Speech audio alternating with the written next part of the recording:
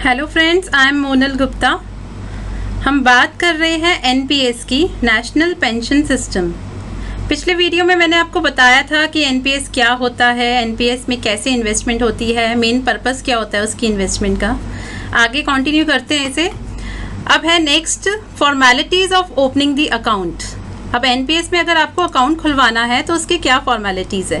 मैंने आपको बताया ही था कि पीओपी के पास जाके आप रजिस्ट्रेशन करा सकते हैं, एनपीएस का अकाउंट खुलवा सकते हैं। तो इसमें भी कुछ नहीं करना आपको। For opening a NPS account one needs to fill the subscriber registration form. आपको एक फॉर्म होता है वो फिल करना है और साथ में डॉक्यूमेंट्स देने हैं एंड सबमिट द डॉक्यूमेंट्स। कौन से डॉक्यूमेंट्स देने हैं? Proof of identity and address and the date of birth to the POP. आपको अपनी आइडेंटिटी का प्रूफ, जैसे कि पैन कार्ड हो गया, एड्रेस का प्रूफ, आधार कार्ड या कुछ और आप जो देना चाहते हैं, एंड डेट ऑफ बर्थ का प्रूफ देना है। और आपको एक सब्सक्राइबर रजिस्ट्रेशन फॉर्म भर के देना है।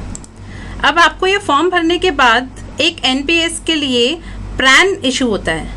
Every NPS subscriber is issued a card with a 12-digit unique number called Permanent Retirement Account Number. इसकी शॉर्ट फॉर्म है PRAN।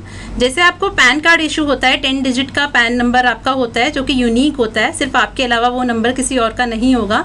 वैसे ही एनपीएस का अकाउंट खुलवाने पे आपको एक पैन नंबर इशू होगा, 12 डिजिट का होता है वो। एक कार्ड आपके पास मिल जाएगा आपको। ये करने से आपका अकाउंट खुल जाएगा, फिर आप अपनी इन्वेस्टमेंट स्टार्ट कर सकते हैं। और हर साल आपको जब भी इन्वेस्टमेंट करनी हो तो सिर्फ आपको फॉर्म भरना है और चेक देना है। आगे बात करते हैं टाइप्स ऑफ अकाउंट्स। एनपीएस में कितनी टाइप्स के अकाउंट होते हैं? एनपीएस में 2 टाइप के अकाउंट होते हैं। इसको कहते हैं टीयर 1 एंड टीयर 2। इन दोनों में क्या फ़र्क है?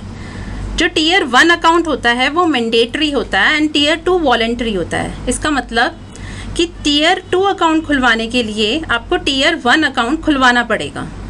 टीयर 1 पहले खुलेगा, that is a mandatory account for tier 2। और टीयर 2 आपका वॉलंटरी इसलिए है कि वो आपकी मर्ज़ी है, आप खुलवाना चाहते हैं तो खुलवाइए और नहीं चाहते तो नहीं खुलवाइए।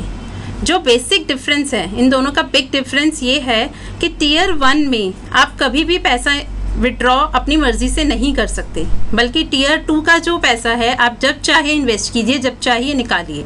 तो आपको जो टैक्स डिडक्शन है, जो मैंने आपको बताया 50,000 की टैक्स डिडक्शन अलग से मिलती है, वो ऑब्वियसली टीयर 1 में इन्वेस्ट करने पे मिलेगी। क्योंकि अगर आपको विड्रॉल की फाउंडेशन नहीं रहेगी तो फिर टैक्स डिडक्शन का क्या मतलब है? टैक्स डिडक्शन भी आपको तभी मिलेगी जब आपका पैसा गवर्नमेंट के पास लॉक रहेगा। तो टीयर 1 अकाउंट ही मेन अकाउंट होता है एनपीएस का, जिसमें आपको टैक्स की डिडक्शन मिलती है और जिसमें आपको 60 ईयर्स के बाद ही 40% या जितना भी अमाउंट निकाल सकते हैं आप वो निकाल सकते हो। बट टीयर 2 में ऐसा नहीं है, आप जब चाहे पैसा अपना निकाल सकते हैं। तो यही मैंने लिखा है, the big difference between the two is on withdrawal of money invested in them. You cannot withdraw the entire money from tier 1 account till your retirement.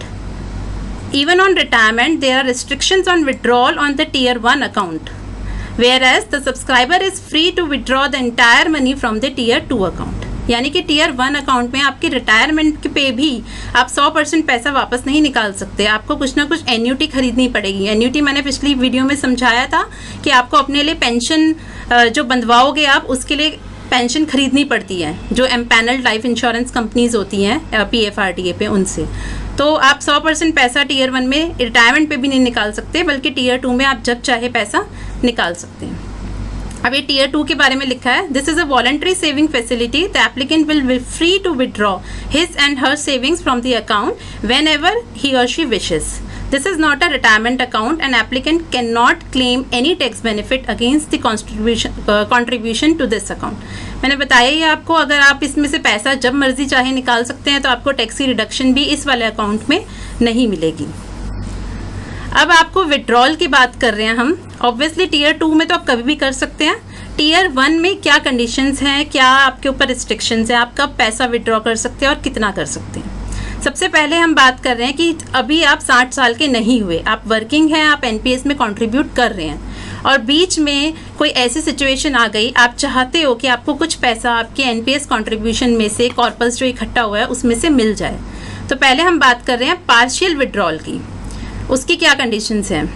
Partial withdraw from MPS up to 25% of the contribution made by the subscriber is allowed. यानी कि आपने आज तक NPS में जितना भी पैसा डाला है आप उसका 25% पैसा निकाल सकते हैं अपना। पर कब निकाल सकते हैं? Partial withdrawal is allowed subject to the fulfilment of the conditions. उसके लिए सरकार ने, गवर्नमेंट ने कुछ कंडीशंस लगा दी हैं, वो फुलफिल होगी तभी आप 25% पैसा निकाल सकते हैं। अब पढ़ते हैं वो कंडीशंस क्या है। The partial withdrawal shall be allowed for specific purpose such as higher education of children, marriage of children, purchase और construction of residential house और treatment of specified disease। यानी कि अगर आपको अपने बच्चों की शादी करनी है, आपको उनकी हायर एजुकेशन के लिए पैसा चाहिए, आपको अपना घर बनवाना है या घर खरीदना है, या भगवान ना करे आपको कोई ऐसी बीमारी हो गई है जिसके लिए बहुत ज़्यादा पैसा चाहिए, तो आपको अपने एनपीएस कंट्रीब्यूशन में से पैसा निकालना पड़ रहा है। अगर ये सारी कंडीशंस में से कोई भी कंडीशंस है तभी आप पार्शियल विड्रॉ कर सकते हैं, नहीं तो नहीं कर सकते। और कंडीशंस भी हैं। Individual should have subscribe to NPS for at least 10 years. ऐसा नहीं है कि आपने 2 साल पहले एनपीएस का अकाउंट खुलवाया है और आप गवर्नमेंट को जाके कह रहे हैं कि मेरे को तो इतनी बड़ी बीमारी हो गई या मुझे अपने बच्चे की शादी करनी है तो मुझे पैसा वापस दे दो मेरा। अगर आपका 10 साल पुराना एनपीएस का अकाउंट है, 10 साल से आप कंट्रीब्यूशन उसमें कर रहे हैं, तभी आप पैसा अपना निकाल सकते हैं। ये सेकेंड कंडीशन है। थर्ड कंडीशन है maximum of 3 withdrawals during the entire tenure is allowed. मतलब आप ऐसे कितनी बार पैसा निकाल सकते हैं? 3 बार। 10 साल पुराना एनपीएस अकाउंट होना चाहिए और आप ऐसे 3 कंडीशंस रख सकते हो। कभी कह सकते हो कि मुझे बच्चे की शादी करनी है, कभी पढ़ाई करानी है, कभी आपको घर खरीदना है, या कभी कोई डिजीज़ का ट्रीटमेंट कराना है। ऐसा सिर्फ 3 बार कर सकते हो। Maximum is 3 times. Minimum gap of 5 years is required between the 2 withdrawals. और मैक्सिमम 3 बार कर सकते हो, पर 2 के बीच में जो गैप है वो कम से कम 5 साल का होना चाहिए। ये नहीं कि आपने आज बच्चे की पढ़ाई के लिए पैसा ले लिया और अगले साल ही आपको बच्चे की शादी के लिए पैसा चाहिए। Minimum gap should be 5 years। However, this condition shall not apply in case of withdrawal for treatment of specified illness। पर अगर आपने किसी बीमारी का इलाज कराने के लिए पैसा निकालना है तो ये 5 साल वाली कंडीशन नहीं लगती उस पर। एल्स आपको मैक्सिमम गैप 5 years का होना चाहिए। आगे ये नोट्स दिए हैं, ये कंडीशंस की भी कंडीशंस हैं, वो आप ये हमारे नोट से पढ़ सकते हैं। मैं आपको बेसिक बता देती हूँ इसमें क्या लिखा है। पहली कंडीशन है कि आप घर खरीदने के लिए या घर बनवाने के लिए पैसा निकाल तो सकते हैं, बट ऐसा ना हो कि आपके पास ऑलरेडी आपके नाम से घर है और आपको दूसरा घर बनवाना है, तो आपको गवर्नमेंट पैसा नहीं निकालने देगी।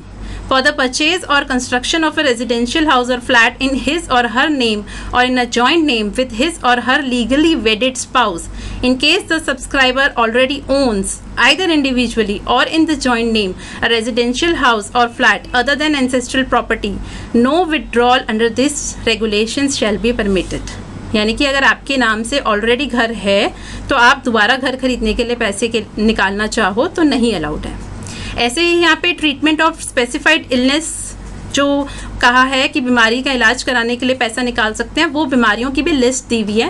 ये बहुत लंबी लिस्ट है, आप देख सकते हो। बेसिक इसमें पढ़ देती हूँ मैं। जो मेन बीमारियाँ हैं जैसे कि कैंसर हो गया, किडनी फेलियर हो गया, या आपको कोई मेजर ऑर्गन ट्रांसप्लांट कराना है, या हार्ट की कोई सर्जरी है, इन सारी बीमारियों के लिए आप पैसा अपना निकाल सकते हैं। अच्छा, एक चीज़ और है इसमें कि जो आप पैसा निकालेंगे 25% पैसा निकाल सकते हैं, वो किसका 25%? The maximum amount which is allowed to be withdrawn is 25% of the contribution and not the total amount. क्या फ़र्क है दोनों में?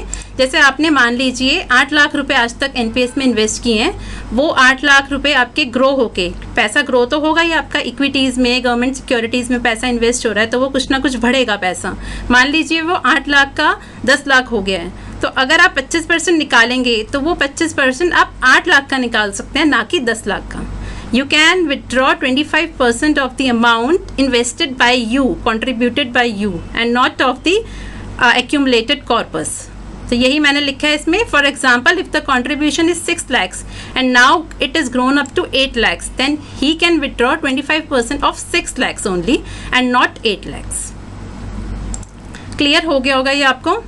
इसके बाद है अर्ली एग्जिट। जो अभी मैंने समझाया वो था पार्शियल विड्रॉल, कि आपको अपना एनपीएस का अकाउंट बंद नहीं कराना, आप सिर्फ उसमें से कुछ पैसा विड्रॉ कराना चाहते हैं। अब हम बात कर रहे हैं अर्ली एग्जिट की, कि आप ये चाहते हैं मुझे एनपीएस में आगे इन्वेस्ट ही नहीं करना, मुझे अकाउंट बंद करना है अपना। तो क्या कंडीशन है?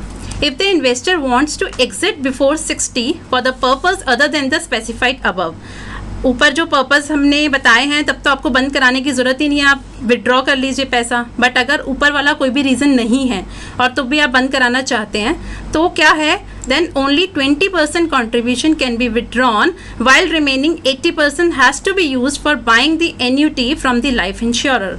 तब आप अपना 20% पैसा निकाल सकते हैं और 80% की आपको एन्यूटी खरीदनी पड़ेगी। तब भी आप 100% पैसा अपना नहीं निकाल सकते, केवल 20% पैसा आपको मिलेगा और 80% की आपको एन्यूटी खरीदनी पड़ेगी। But if the corpus is less than और equal to 1 lakh there is no need to invest in the annuity. But आपका कॉर्पस आज तक इकट्ठा होके सिर्फ 1 लाख ही है तो आपके ऊपर ये कोई कंडीशन लागू नहीं होती, आप अपना 1 लाख रुपये लेके घर जा सकते हैं। और यही अगर आप 60 के हो गए और अगर आपको तब अपना अकाउंट बंद करना है, अपना पैसा वापस निकालना है, तो क्या है, after attaining the age of 60 up to 60% contribution can be withdrawn and remaining 40% must be used to purchase the annuity from the approved life insurer। 60 के हो गए हो तब भी आप सिर्फ 60% पैसा निकाल सकते हैं और 40% की तो आपको एन्यूटी खरीदनी ही पड़ेगी।